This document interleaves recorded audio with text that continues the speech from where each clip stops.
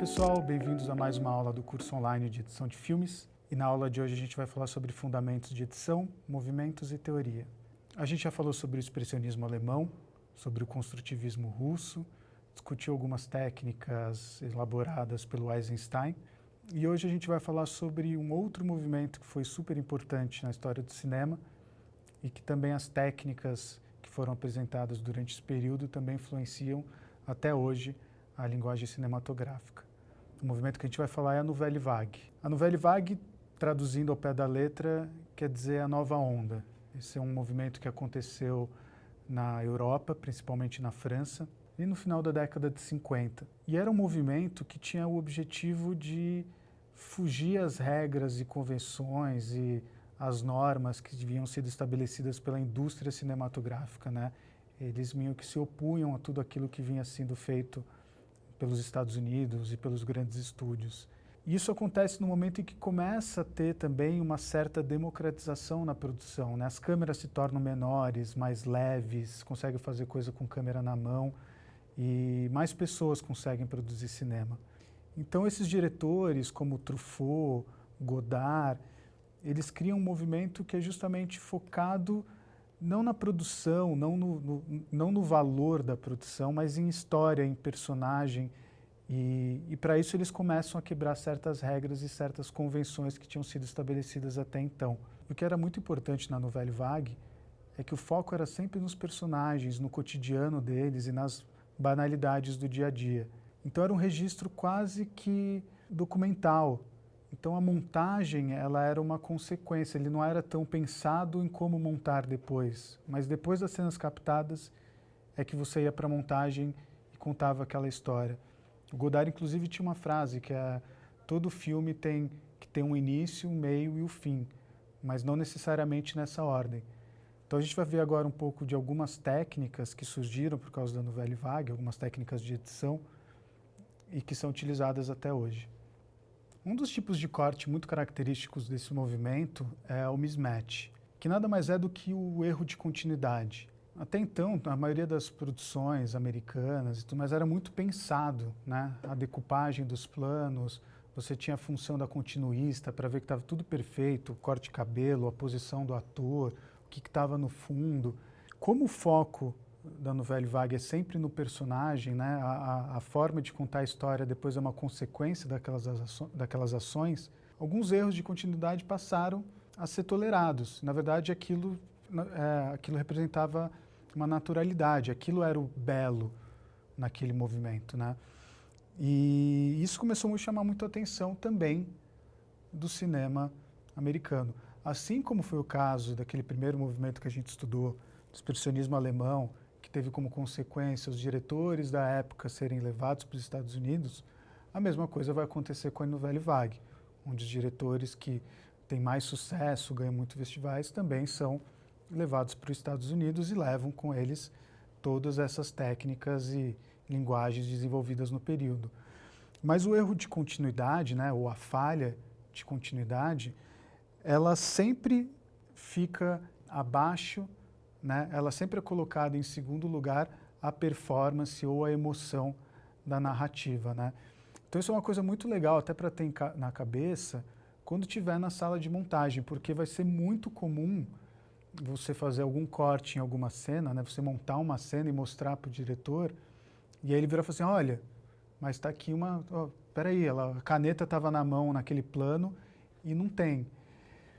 Eu tendo a dizer uma coisa que assim, quando alguém percebe que existe um erro de continuidade numa cena, é porque a cena está muito ruim, entendeu? Porque assim, o que importa na cena é a carga dramática, é o beat, é como a cena ela é desenvolvida para levar a história para frente. A partir do momento que você consegue perceber que a caneta pulou de um lado para o outro, ou que a pessoa estava de perna cruzada para um lado e estava para o outro, quer dizer que nada mais na cena está importando, que as pessoas estão prestando atenção em outras coisas. Nesse primeiro exemplo que a gente trouxe do Hot Fuzz, é muito emblemático isso, onde a gente tem em um plano um personagem caindo uma tempestade e o contraplano, o outro personagem, a chuva não está na mesma forma, sabe? Eles estão, parece que em lugares diferentes, e isso não importa, sabe? Claro que isso fica muito mais chocante se fosse, nossa, que erro grave de montagem, mas não. Se a narrativa está melhor, funcionou dessa maneira, a atuação estava melhor, passa batido. Tem que escolher o que leva a história para frente.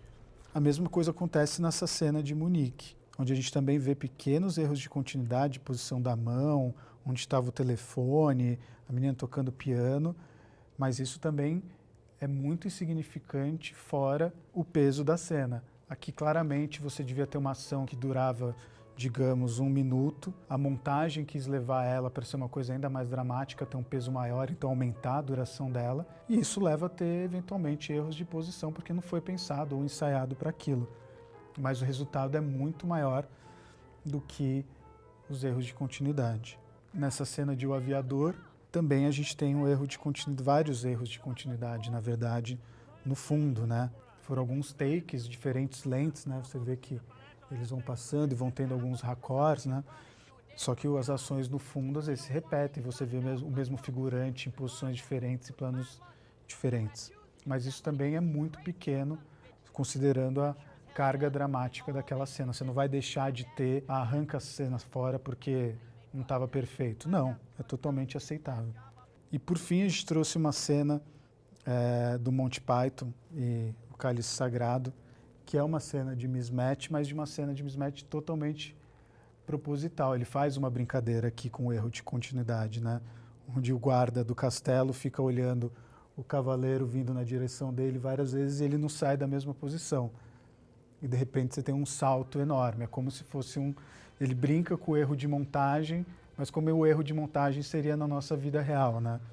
Então é super legal para ver como isso também pode se tornar uma forma de linguagem, uma comédia, uma gag dentro de uma história. O segundo tipo de corte, que é muito característico da Nouvelle Vague e que também influenciou e influencia o cinema e hoje também todas as outras formas de mídia, inclusive Instagram, TikTok, Snapchat, é o jump cut. E o jump cut ele nada mais é do que a desorientação por definição, né? Onde você tem um plano que corta para ele mesmo e causa uma estranheza. E essa estranheza, ela durante muitas décadas na história do cinema era uma quebra de linguagem, era como você escrever errado, você pular de um capítulo para o outro, era uma falha narrativa. E foi justamente na Nouvelle Vague que o jump cut passou a se tornar uma linguagem. E a apresentação mais emblemática do jump cut na Nouvelle Vague é no filme O Acossado, do Godard, onde a gente vai ver nesse exemplo aqui, nessa cena. Como eu disse, os jump cuts são desorientados por definição. Eles se opõem à continuidade e à edição contínua. E o jump cut, ele aqui é utilizado como maneira de comprimir o tempo, né? Ele economiza o uso do tempo. O editor William Chang uma vez afirmou: um filme, por sua natureza, tem que economizar o uso do tempo para contar uma história. Eu vejo um jump cut como qualquer outro corte. Sua função é economizar. E é isso que a gente vê aqui nessa cena do Godard, do Acossado, onde a gente tem uma câmera solta, uma câmera leve, com essa captação feita dentro do carro, uma câmera na mão, e depois a montagem deixa o que é simplesmente necessário para a história ir para frente. Nesse segundo exemplo, a gente vê uma sequência do filme Escafandro e a Borboleta, que é quando o nosso protagonista começa a ter lembranças, né? E aí a gente vê uma montagem cheia de jump cuts que, além de economizar tempo, elas vão reconstruindo, ela colhe fragmentos da lembrança dele e, através dessa montagem super dramática e emotiva, apresenta para a gente um reencontro dele, né? Aqui ele está saindo de uma situação de profunda angústia, né? E de sofrimento e se reencontrando com uma felicidade. É quando ele justamente vai sair desse casulo, né? E é super bonito como o uso do jump cut nessas construções causa essa emoção no público. Nesse exemplo dos excêntricos Tenenbaums, o uso de jump cut ele é bem claro, né? Até como uma passagem de tempo. A gente vê no mesmo enquadramento o personagem se transformando, uma forma clara de como manipular o tempo.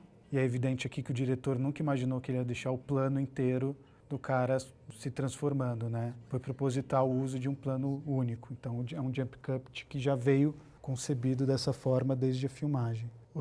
Outra cena extraída do Hot Fuzz em que a gente vê o jump cut como uma forma dinâmica, né? Para dar uma dinâmica na cena. É muito legal. E é muito virtuoso da parte não só do diretor, mas do montador, de como foi construído, decupado. E esses cortes funcionam para fazer várias ações se passarem em poucos segundos. E como a gente está falando de erro de continuidade, ou mismatch, e também de jump cut, eu acho que é super importante agora a gente falar sobre corte ruim, ou bad cuts. E saber diferenciar, e pelo menos tentar, quando a gente assiste um filme, a gente analisa uma cena, uma sequência, identificar quando foi o uso, né? Quando houve um uso conceitual de um desses elementos, ou seja, do mismatch, ou seja, do jump cut, para simplesmente um corte que foi mal feito. E aí a gente tem que ter muito cuidado, porque uma coisa é um corte que ele é mal feito por simplesmente um descaso ou uma não habilidade de um profissional, um montador, um diretor, mas também quando isso sai do controle deles, né? Porque a gente sabe que muitas vezes o filme tem um produtor por trás, ou tem, se você estiver numa publicidade, você tem uma agência, você tem um cliente. Então, nunca exatamente sair culpando o primeiro e tentar entender o que tem por trás, o que levou a isso, né? O primeiro exemplo, assim, do bad cut, a gente trouxe uma cena de um dos filmes que é considerado um dos piores filmes da história, que é o The Room, e a gente vai assistir uma sequência inteira dele. Essa é uma cena extremamente constrangedora. Na verdade, o filme inteiro tem essas situações. Você vê que não existe valor de produção, o cenário é falso, as interpretações são ruins, a dublagem é mal feita. E, no fundo, isso é tão explícito que se tornou a própria estética do filme, e o filme é conhecido hoje por causa disso, né? Por essa falta total de cuidado. Então você vê que até o bad cut, nesse caso, se apropria e vira uma linguagem, sabe? Quase um movimento. Mas não é o melhor caso disso. Assim, hoje se sabe que era um diretor obcecado e que provavelmente tomou a rédea de todo o projeto e não deixava, assim, fazia com que os outros executassem da maneira que ele queria. E é super importante ter na cabeça como evitar, né, um bad cut. Às vezes quando você estiver na ilha de edição, você não vai conseguir evitar, porque você vai estar sempre, a não ser que você seja o diretor ou o produtor, você vai estar sempre respondendo a alguém, mas pelo menos você vai poder ter repertório ou gabarito para poder discutir isso. Mas se uma cena não leva a história para frente, se um diálogo é redundante, se um diálogo é expositivo, às vezes o diálogo pode ser substituído simplesmente por uma reação, você pode comprimir o tempo, você pode poupar a audiência de tempo perdido, né? Você pode ajudar aquilo a ter mais ritmo. Se você percebe que você tem isso, você consegue tentar pelo menos apresentar uma alternativa para o diretor ou para o produtor. Às vezes a sua tentativa vai ser frustrada, às vezes você num filme que você editou, num curta que você editou, num clipe, vai ter uma cena que você não vai estar satisfeito, que você vai achar ruim. E a responsabilidade não vai ser sua, mas pelo menos você tentou. E o que eu acabei de exemplificar sobre, às vezes, você não ter esse controle, é muito representativo num filme bem recente, que é o Bohemian Rhapsody, que ele ganhou o Oscar de melhor montagem, e esse filme tem uma das sequências mais constrangedoras, mais criticadas em termos de edição, que vai contra a maioria das regras, conceitos, enfim.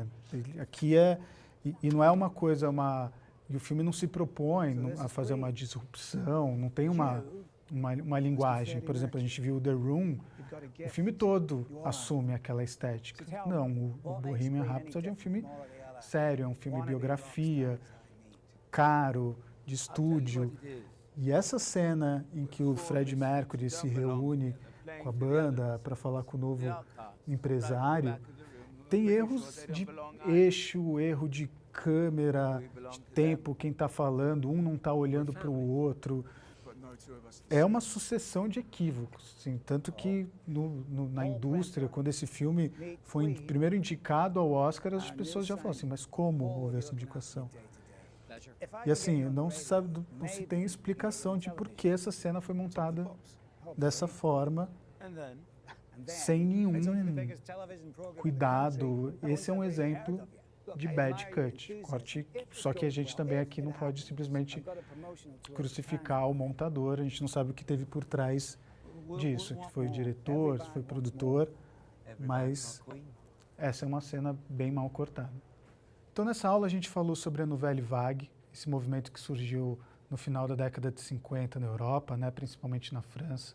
Como essa nova onda quebrou muitos paradigmas e não só influenciou na época o cinema, mas influencia até hoje. Esses conceitos de mismatch, né, o erro de continuidade, o jump cut, todos esses ruídos que eram inaceitáveis e que se tornaram linguagem.